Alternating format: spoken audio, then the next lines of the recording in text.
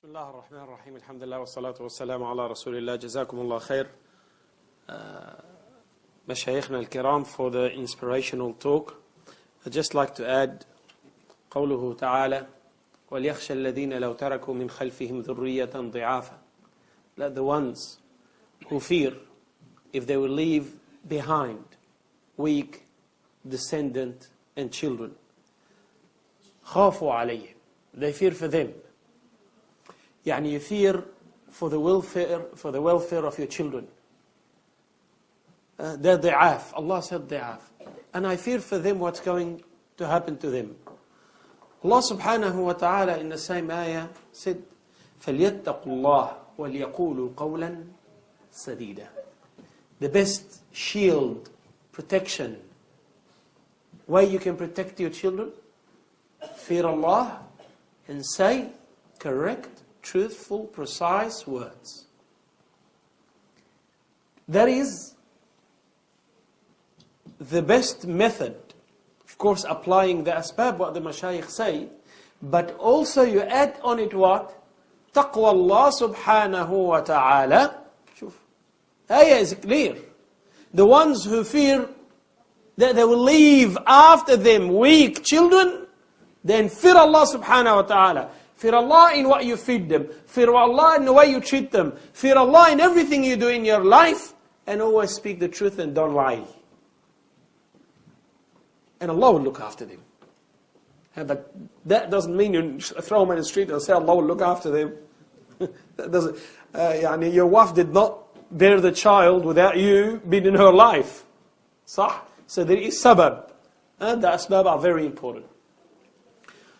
Of course, for me to talk about schooling, me as a father of 6 children, and they all went to schools, and all different schools, and I have experienced everything.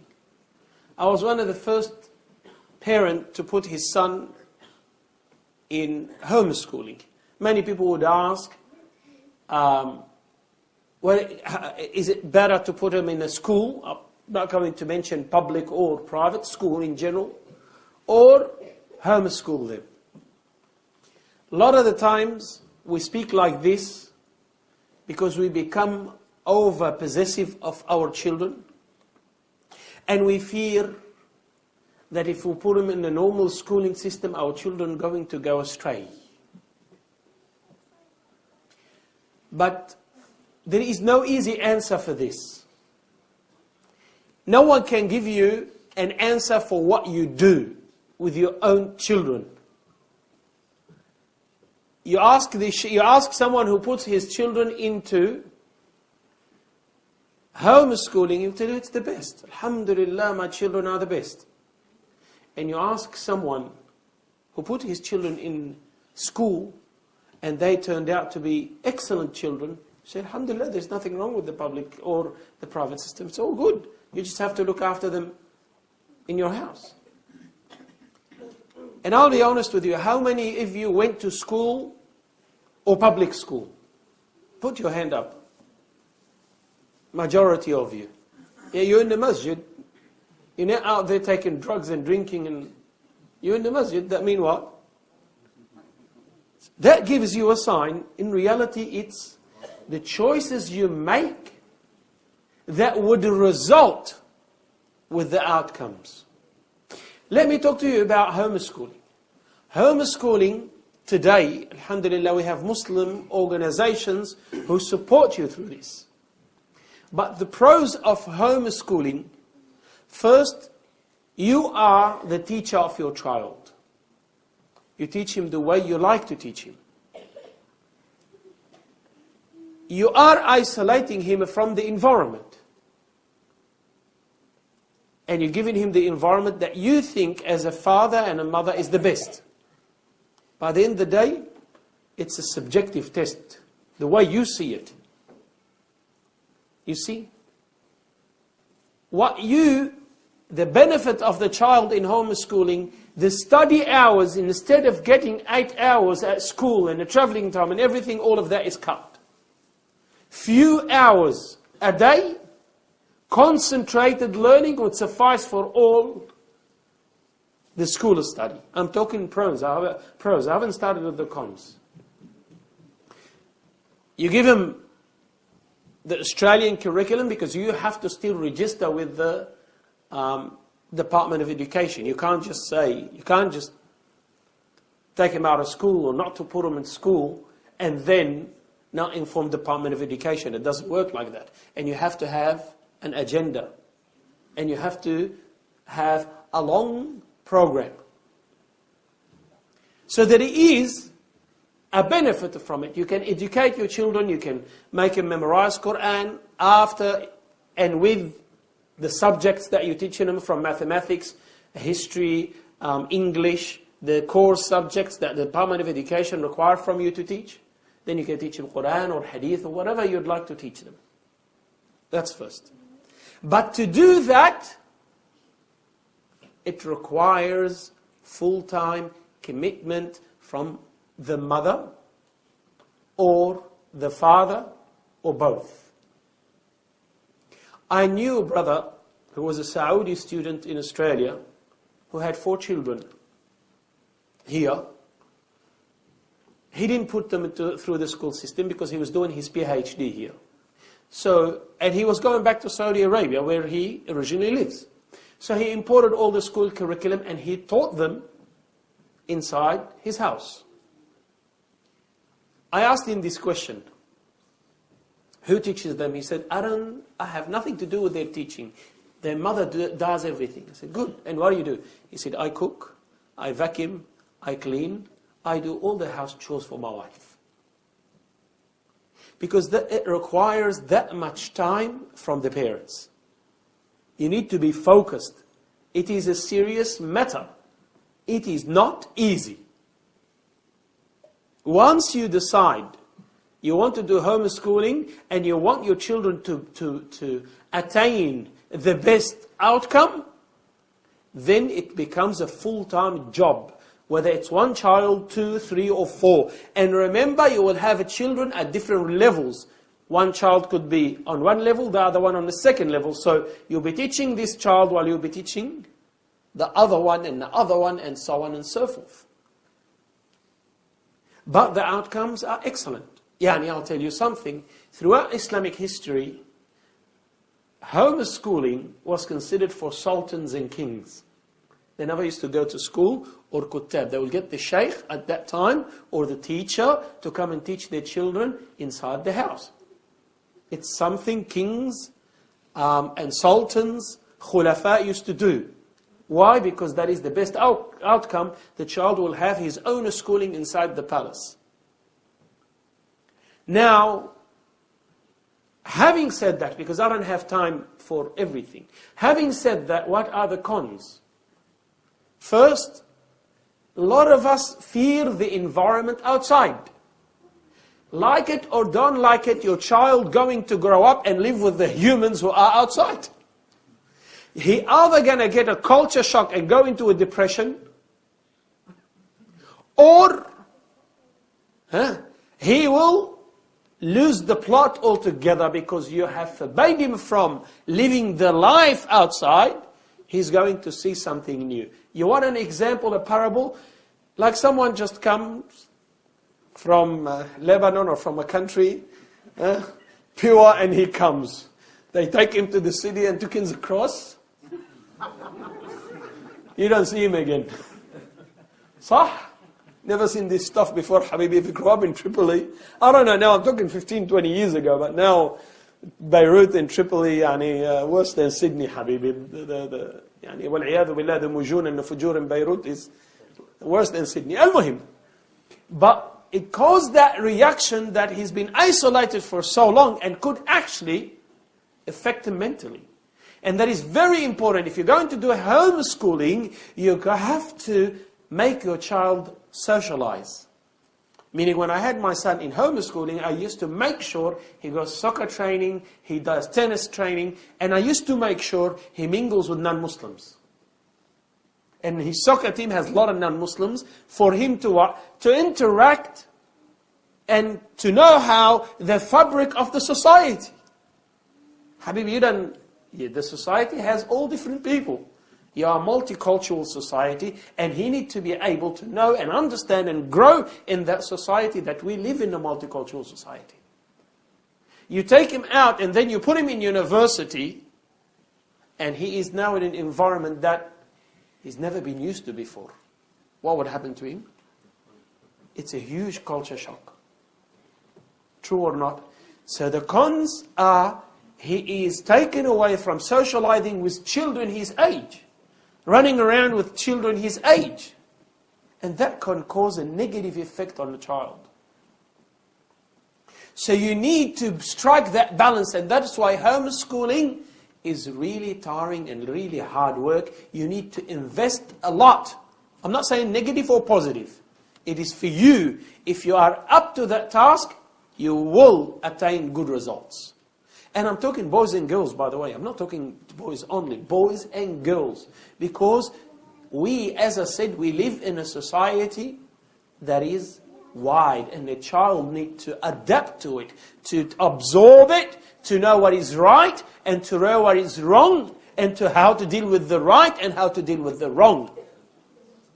And then he builds his personality according to that society. He knows where this is a line I should not cross, and this is okay, and this is how he can do that if he didn't do the mistake. And then he was told that's a mistake. So you have to weigh it yourself whether this is the right thing to do for you. There is no right or wrong answer. I will not sit here and tell you homeschooling 100% good, go ahead. Or tell you school 100% good, go ahead. I'm here to tell you there are, what is the reality you're going to be facing. Also, you will find when you decide to return them to schools, schools are reluctant to take them back. Schools are reluctant to take him back, and you have to try very hard to convince the school to take that child to school. These are some of the cons of homeschooling. Now, of course, in school in general, when I asked you, how many of you went to public school? Majority of you went to public school. So, the notion of school is bad, that is wrong. There are pros and there are cons. And that is why all the questions in front of me now is about the problems parents find in public schools. But there is no such a thing as a perfect system you're going to attain. You need to understand that system and learn how to patch up the problems within that system. Yani, if you take your child to public school,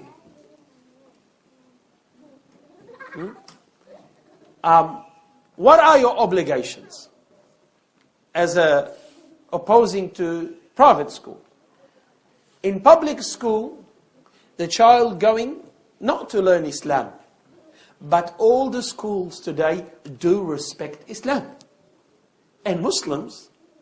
And my daughter wears hijab, she goes to school, she found lots of support. In public school, she found a lot of support. So there is respect for religion. You see? But how do I deal? I need to know what are the shortcomings. What are the right? What are the wrongs? You have to also understand and keep in the back of your mind that your child is not mukallaf. Some parents get very upset that their child is drawing a picture of a donkey or a horse or a monkey or Carolina, haram, and they go on a frantic. Habibi, he's not mukallaf to begin with. He hasn't reached puberty for him to say halal and haram. And many of our mashayikh said for purpose of education, he can draw and coloring and so on. Otherwise, all the medical field will collapse. Many education in science will collapse. It's all about drawing. It's all about, I don't know, what do you call these things? They have livers and everything. Anatomy. I still said it wrong. Anatomy, anyway. Anyway, it's not my field. The models. The models, yes. I mean, they need to deal with it. As a process of education, it is acceptable. And we go all frantic about it. Relax. You don't need to go to that far. You don't need to go to that. Things that you don't want them to learn, it's all right. You can speak to the teachers. Of course, what you're going to find that they're not in an Islamic environment that you find inside Muslim schools. Muslim schools, there is salat. Muslim school, and now many public schools have been. For example, my son is a public school. They pray 5 times a day. They have a little area where they can pray. They can pray Jum'ah, you see. But still, Muslim schools have this Islamic environment, you see, within it. And we need to understand that we can't pull the rope too hard. Meaning, say, Sheikh, our children are going to learn music at school. Habibi, even in Islamic private school today, they're putting music. It's part of the curriculum. Araft? I'm not endorsing it, but you need to understand, take and give that this is the system that you live in. Alright, alhamdulillah, khalas, inshallah, I'm packing up and I'm taking them to Tripoli where I come from. You should see the school that I grew up in. Habibi, it makes any Islamic school here, mashallah, excellent. Araft? And that's, I'm telling you, Muslim school. I didn't go to public school, I went to private school. You understand? So there is always this tension, but sometimes we make it bigger than it is necessary. The role comes here when you bring the child at home. You start talking to him. This is, we don't believe in this, we don't believe in that. Yes, these people, nice people, very good, alhamdulillah. Be kind to them because they, kind to you, and so on and so forth. But at the same time, there is no simple answer where I can take my son, stick him in a bubble, close that bubble, and say, khalas, alhamdulillah, and only feed him. That is actually negative. Don't think that will produce a child who is stable mentally. To bubble your children, it won't work. A collapse. The child, end up when he grows up, he will have mental problems. Because you bubbled him or her too much. Araft? This is something very important. Yes, the public school system has faults, but has also positives. That their level of education, as far as I know from my children, is very strong and very high. And it's very well concentrated, and they do have programs to, when the child falls into behind, they do have a program to uplift the children. Now, as to compare public or private school, one of the problems we have, when I say private, I mean Islamic private, one of the main problems we feel is the parents. They like to put I tell you why, a lot of the people who asked me and I mingled with them, they put their children in Muslim school to remove the guilt feeling which guilt feeling? They're not teaching their children Islam. They take him, and alhamdulillah, we put them in. MashaAllah, there is sheikh, and they're all teaching our children. And when the child comes home, there is no follow-up about Islamic studies. It's nothing.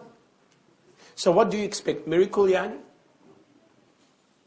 And if the child has no akhlaq at home, do you think the school going to fix his bent head? Or the parents need to fix him at home and teach him and complement the school. Even if it is Islamic school and has La ilaha illallah all over it, it will not change the child. It'll provide for him the means, but by the end of the day, it is your responsibility, it is your duty to work on the child. Now, public system and private system is a very controversial topic in the sense that the answer is very difficult. First comes financially. Are you financially able to put your child in Islamic studies? In Islamic schools? Second comes that their expectations are higher. And whether we like it or not, if you compare Islamic private school with other private non-Muslim schools, the resources that others have, Islamic schools don't have. Why? because your fees are fraction of what the others pay. Some of the private schools charge 15 to 20,000 per child, per year. So you expect the same result, it's not going to work. And I'd say this, private schools in Australia, Muslim private schools, are fresh, young. They're not older projects. They've been there. So you're going to find teachers, a lot of young teachers, different than public schools. Public schools, there are older, more experienced teachers. For that you find there is an issue. That is why you as a parent need to understand that if you're going to put your child in a private system, you need to support that school by supporting them through looking after your child. Don't leave all the burden on them. You see? But what offers the child from an Islamic environment, making sure they're properly dressed Islamically, giving them Islamic IDs, that you cannot find it in public school. You have to remedy that by what? If you have your child in a public system, you have to make sure that you invest in a sheikh, a teacher, a college, a madrasa that teaches your child Islamic studies.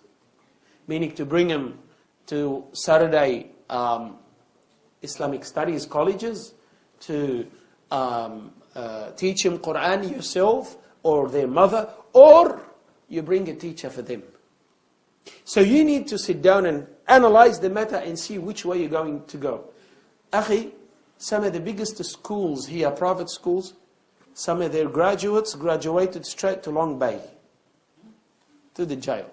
And some of them become doctors and engineers and lawyers. Some of the big lawyers in Australia, they were graduates from private Islamic schools. And some of the big drug dealers also, they graduate from the same schools.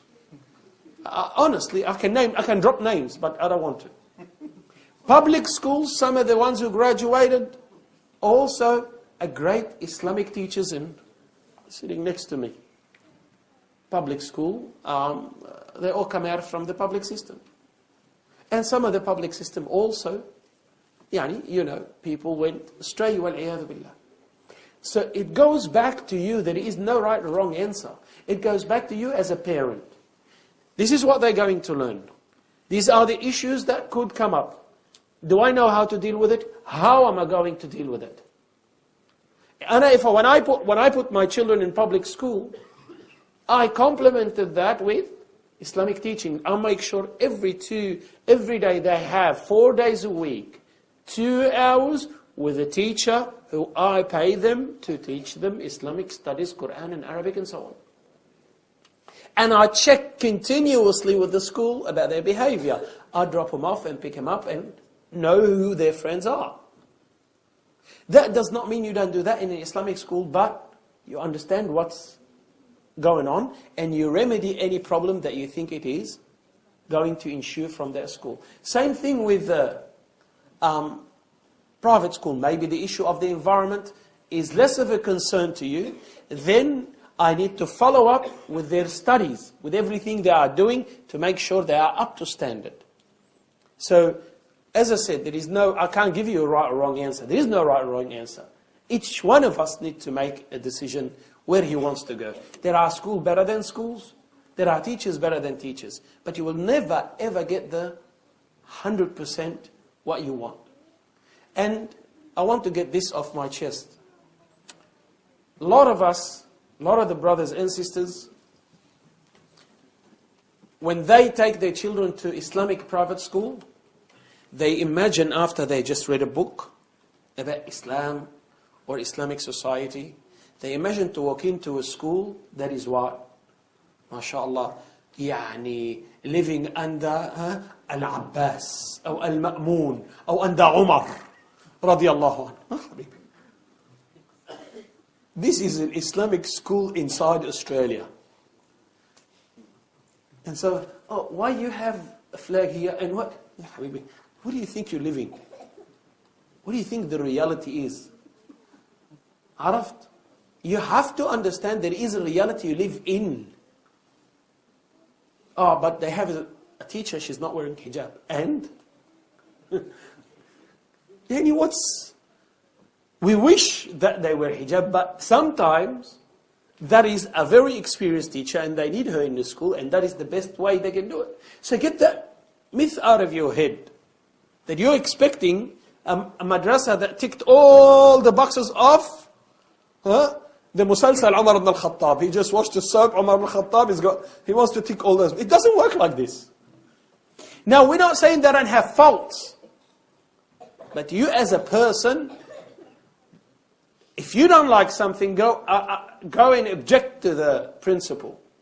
But do not expect that somehow this school going to revamp and look like a school from the time of the Sahaba. It doesn't fit.